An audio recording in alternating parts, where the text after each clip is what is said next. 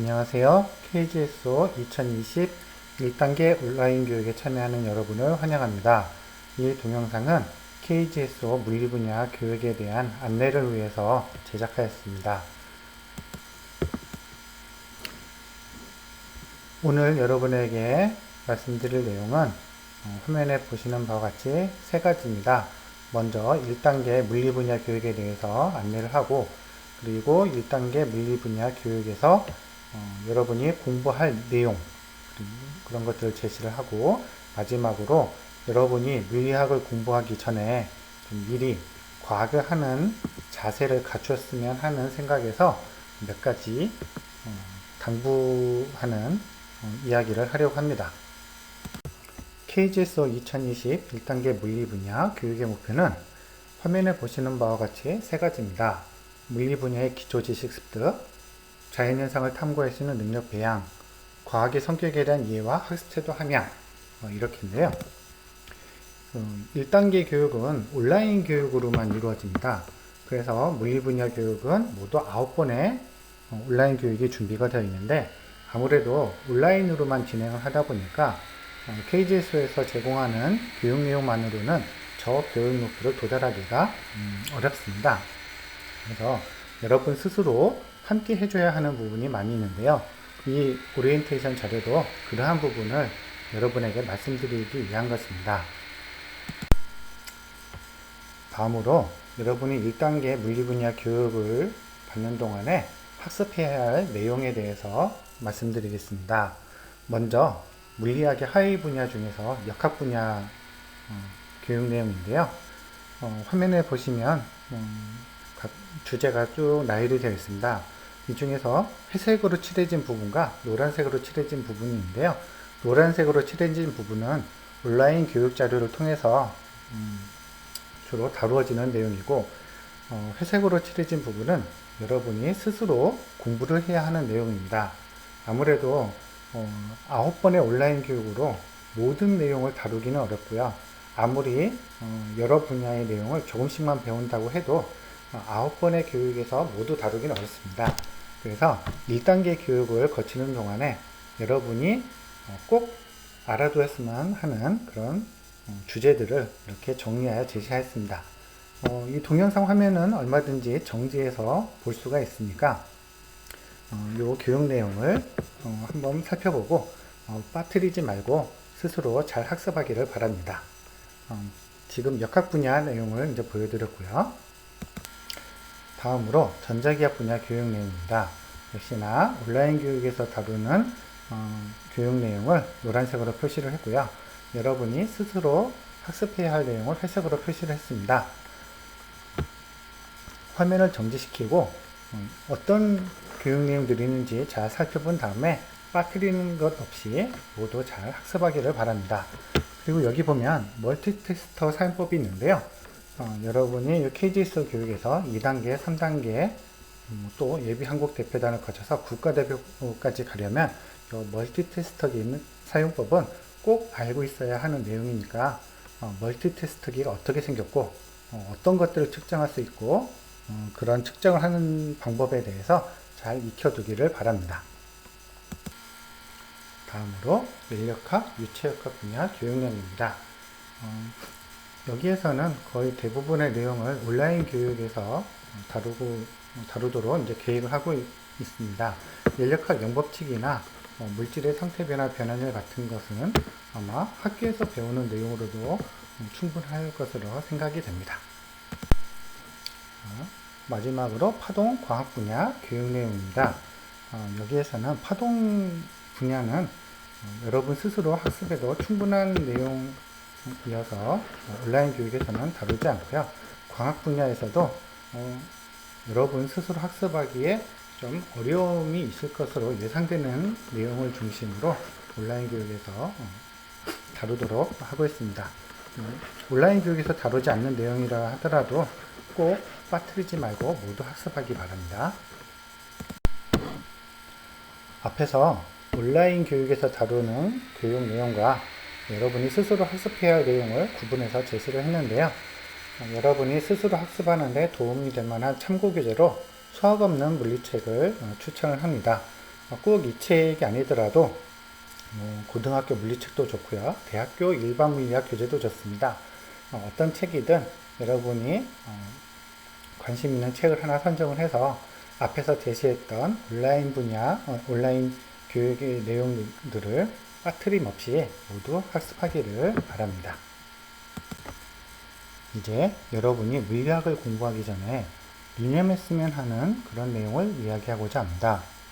바로 물리학에서 사용하는 어림, 근사라는 것에 대한 것인데요. 화면에 보이는 두 가지 질문을 한번 읽어볼까요? 마찰 없이 운동하는 것이 실제로 가능할까? 렌즈나 구명 거울의 초점은 실제로 빛이 한 점에 모이는 점일까? 이런 질문에 대해서 여러분은 어떻게 생각을 하나요? 자, 다음 화면을 보면서 생각을 해보죠. 자, 화면을 보면 반원이 하나 그려져 있죠? 이 반원은 오목거울을 나타내는 거예요. 이 화살표가 물체입니다. 자, 그러면 이 물체의 모습이 오목거울에서 반사가 돼서 상이 생기겠죠? 그 상의 위치를 찾을 때 우리가 보통 물체 한 점에서 출발한 빛이 오목거울에서 반사된 후에 다시 한 점으로 모이는 그 점을 이제 상의 위치로 우리가 찾게 됩니다. 자, 그럼 현재 이 그림에서 화살표 끝점의 상은 어디에 있을까요? 네, 화면에 이미 표시를 해놨죠? 네, 이 빨간 점이 되겠습니다. 이 파란색 선이 거울의 중심에서 그대로 반사가 돼서 진행을 하고요. 다음 여기 연두색 선이 이 오목거울의 초점을 통과한 후에 요 광축이라고 하는 선과 나란하게 반사가 됩니다. 그래서 이 빨간색 점이 이제 상점이 되는 거죠. 자, 그러면 만약에 이 화살표 끝점의 상점이 여기라면 여기에서 오목거울의 다른 부분으로 간 광선도 반사된 후에 모두 이 상점을 지나야 될 것입니다. 자, 그런데 실제로 빛을 그려보면 그렇지 않거든요. 자, 이렇게 볼까요? 이 빨간 점이 아까 먼저 화면에서 찾았던 상점입니다. 자, 이 물체, 이 화살표의 끝점에서 이 광축과 평행하게 나아간 이 보라색 광선을 한번 따라가 볼까요? 얘는 반사된 후에 이렇게 거의 수직 아래쪽으로 갑니다. 그렇게 보면 이 연두색 광선과는 이 점에서 만나게 돼요. 어때요? 상점이 서로 다릅니다. 이렇게 되면 그건 상이 형성될 수가 없거든요.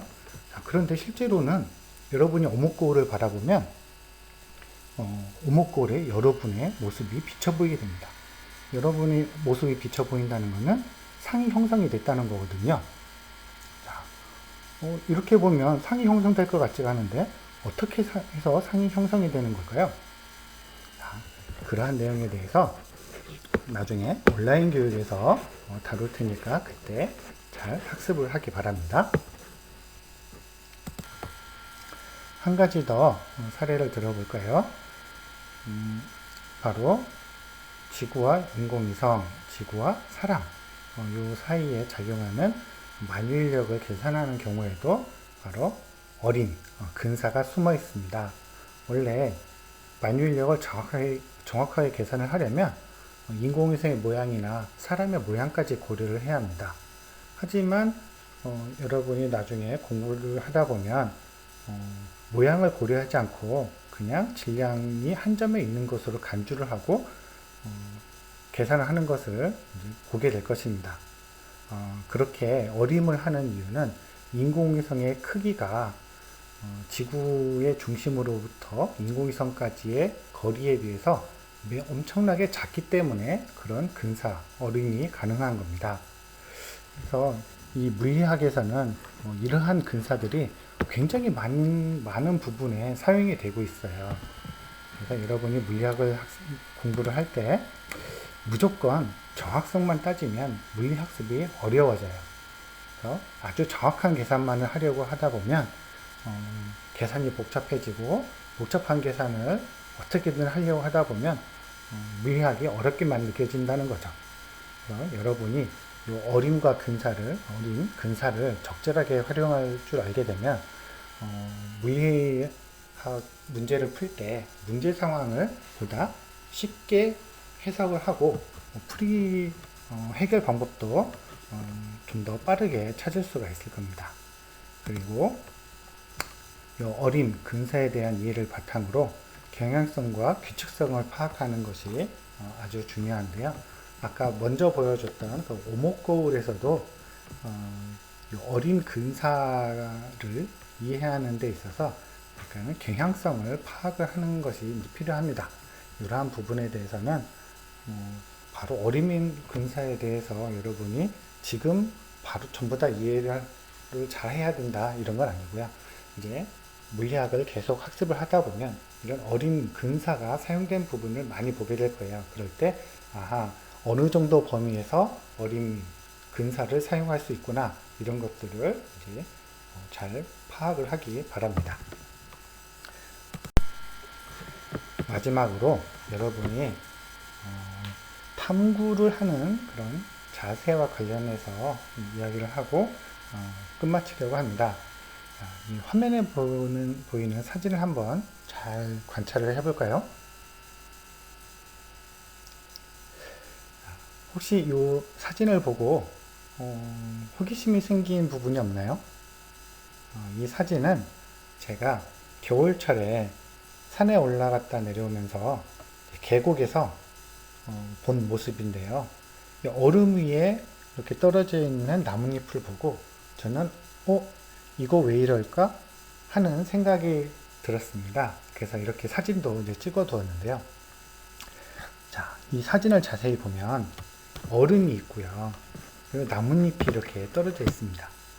자, 그런데 이 중앙에 있는 나뭇잎 주변 한번 볼까요? 나뭇잎을 따라가면서 얼음이 싹 녹아 있습니다. 다른 부분의 얼음에 비해서 나뭇잎 주변에 얼음이 많이 녹아 있어요. 이것은 무엇 때문에 이런 차이가 나타난 것일까? 저는 굉장히 재밌었습니다. 그리고 여기를 보면, 여기 아래쪽을 보면, 여기는 또, 나뭇잎 주변이 별로 녹아 있지 않고요. 위쪽을 보면, 요 중앙에 있는 나뭇잎과는 달리, 나뭇잎이 더 깊이 들어가 있고, 얼음이 그 위로 살짝 덮이듯이 얼어 있는 것을 볼 수가 있어요. 자, 그래서 이 모습을 보고 저는 어떤 생각을 했냐면, 이 나뭇잎 주변이 얼음이 이게 나뭇잎 모양으로 녹은 이유는 무엇일까? 그리고 왜 이 나뭇잎과 이 나뭇잎 주변의 얼음의 차이가 있을까? 그리고 만약에 이 나뭇잎 모양으로 녹은 것이 이 나뭇잎의 영향 때문이라면 나뭇잎의 어떤 특성이 이렇게 얼음을 녹게 만들었을까? 이런 굉장히 많은 궁금증이 이제 생겨났어요. 이런 궁금증은 여러분도 아마 많이 가졌을 것이라고 이제 생각이 됩니다. 이런 현상들을 보면서 우리 주변에 보면 이와 비슷한 현상들 또는 유리창 가나 어딘가에서 무지개가 보이는 현상이나 다양한 현상들을 우리가 볼 수가 있는데 물리학을 공부하는 사람이라면 그런 현상들을 봤을 때 저런 현상이 무엇 때문에 생겼을까? 이런 것들 탐구하는 자세가 사실은 굉장히 중요합니다. 물리학은 단지 물리학에 나오는 어떤 법칙을 많이 안다고 잘하는 게 아니고 우리 주변의 자연현상을 보고 호기심을 느끼고 그것을 탐구를 하고 그렇게 탐구한 내용이 물리학에서 공부한 내용과 어떤 관련성이 있나 이런 것들을 알아보는 것이 굉장히 중요합니다. 그래서 여러분이 평소에 주변에서 일어나는 자연현상에 호기심을 갖고 관찰하는 태도를 가지기를 바랍니다. 단지 지식만 쌓는다기보다는 내 주변에서 일어난 현상을 내가 배운 지식과 연결을 해보는 그런 연습을 많이 한다면 아마 물리학뿐만 아니라 과학의 전 분야에 있어서 굉장히 많은 발전이 있을 것이라고 생각이 됩니다. 여러분 KGSO 2020 1단계 온라인 교육에 오신 것을 다시 한번 환영을 하고요. 스스로 학습도 많이 하고 온라인 교육도 잘 빠지지 말고 모두 잘 이수를 해서 모든 학생들이 2단계 교육에 올라가기를 기대를 합니다.